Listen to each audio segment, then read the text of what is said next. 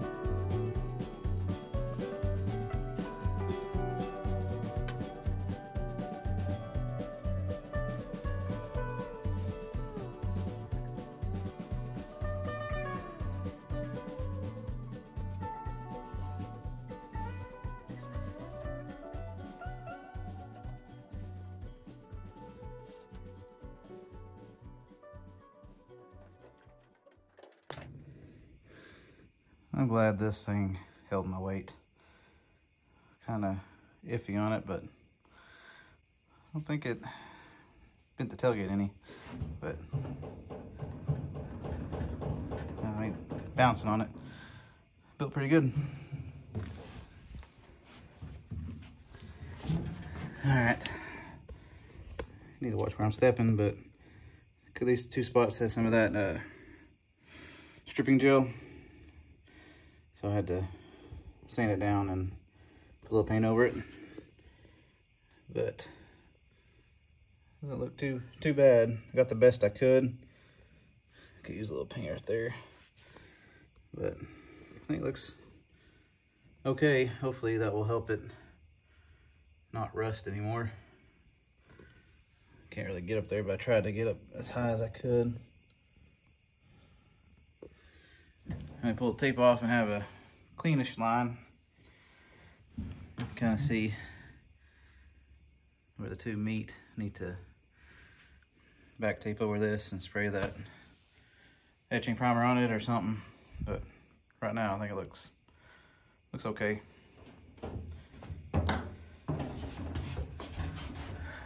We finally got this side sanded down the best we could and painted with some rust preventative. You can see my excellent painting skills back there with those runs. But yeah, I think we did a pretty good job. Thanks for watching. That's all I got. See you next time.